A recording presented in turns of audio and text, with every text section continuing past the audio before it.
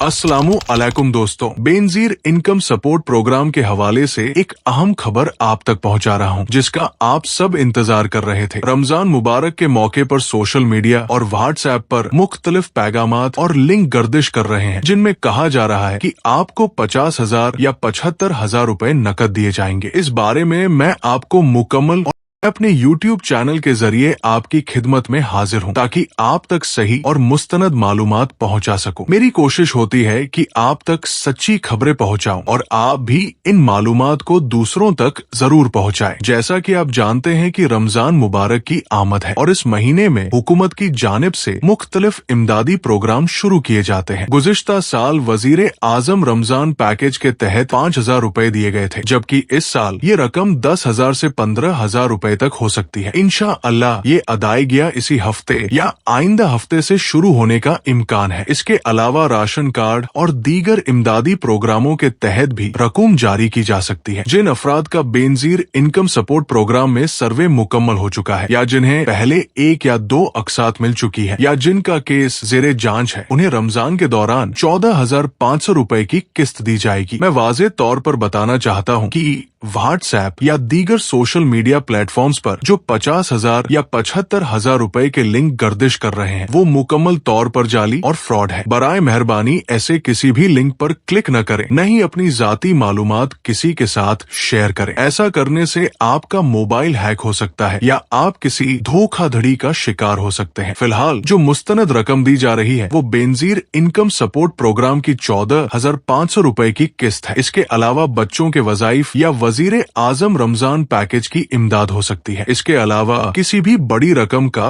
कोई सरकारी ऐलान नहीं हुआ। बेवा ख्वातीन के लिए कार्ड प्रोग्राम के बारे में भी ताहाल कोई बाकायदा रजिस्ट्रेशन शुरू नहीं हुई। जैसे ही इस हवाले से कोई सरकारी ऐलान या ऑनलाइन पोर्टल जारी होगा, आपको मुतल्ला कर दिया जाएगा। आपको कर दूंगा। अभी तक फिलहाल मेरे पास कोई ऐसी तारीख नहीं है जिसमें वो मैं आपको बता सकूं। दूसरी चीज, जैसा कि मैंने कहा, मेरा मकसद आपको किसी भी किस्म के नुकसान से बचाना और आपको फायदा देना है। दूसरी जो बात मैं आपको बताने जा रहा हूँ, वो बेनजीर इनकम सपोर्ट प्रोग्राम की किस्त के हवाले से है। आप सबको पता है कि इस वक्त जो किस्त दी जा रही है, वो दिसंबर, अक्टूबर और नवंबर 2025 वाली पिछली किस्त है, जो अब दी जा रही है। ये जनवरी के आखिर में शुरू हुई थी और अब फरवरी चल रहा है। लगभग 70-80% किस्त दी जा चुकी है। अभी तकरीबन 10-15-20% रह गई है, जो आपको दी जा रही है। इसमें पैसों की कटौती के बहुत ज्यादा मसले सामने आए हैं और शिकायतों की भरमार हो गई है। लोग लगातार शिकायतें कर रहे हैं कि पैसों की कटौती हो रही है, लेकिन जो लोग पैसे काट रहे हैं, वो किसी भी तरह बाज नहीं आ रहे। इसी वजह से इस किस्त को थोड़ा आगे किया जा सकता है। हो सकता है कि ये किस्त रमजान के दरमियान या रमजान के आखिरी दिनों में आपको